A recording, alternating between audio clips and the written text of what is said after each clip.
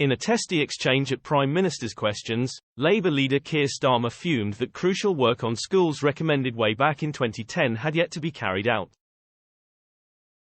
Rishi Sunak's top team have been branded cowboys as Keir Starmer savaged the Tories over the RAAC scandal. In a fiery exchange at PMQs, the Labour leader fumed that crucial work on schools recommended way back in 2010 had yet to be carried out. And he voiced his fury after Education Secretary Gillian Keegan splashed £34 million on her department's Westminster offices as schools deteriorated. Mr. Starmer delivered a brutal dig over Ms. Keegan's whine that the government wasn't being credited with doing a good job. He reeled off a list of schools on Labour's schools building list when it was last in government, which are now crumbling.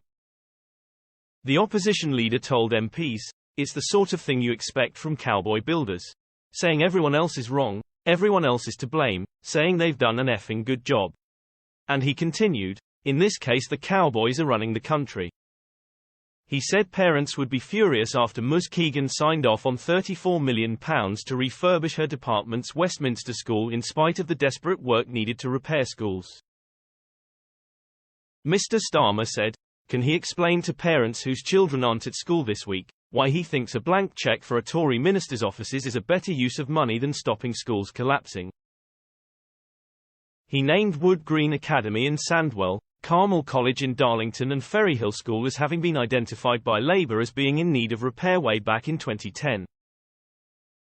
The floundering Prime Minister struggled for answers as he faced a barrage of questions about the scandal, which saw more than 100 schools ordered to close or partially close due to reinforced autoclaved aerated concrete, RAAC. Mr. Sunak said, "I know how concerned parents, children and teachers are, and I want to start by assuring them that the government is doing everything it can to fix this quickly and minimize the disruption to children's education. We make no apology for acting decisively in the face of new information. Of the 22,000 schools in England, the vast majority won't be affected. In fact, in 2/3 of inspections of suspected schools, RAAC is not actually present." The Labour leader pointed out that the government has known about the dangers of RAAC for years, but accused them of failing to do anything about it. He told the Commons, "The roof of Singlewell Primary School in Gravesend collapsed in May 2018. Thankfully it happened at the weekend and no children were injured.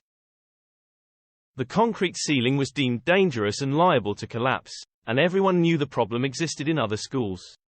Yet the Prime Minister decided to halve the budget for school maintenance just a couple of years later."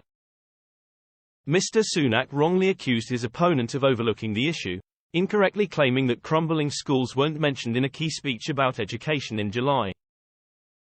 Mr. Sunak replied, "This is exactly the kind of political opportunism that we've come to expect from Captain Hindsight over here.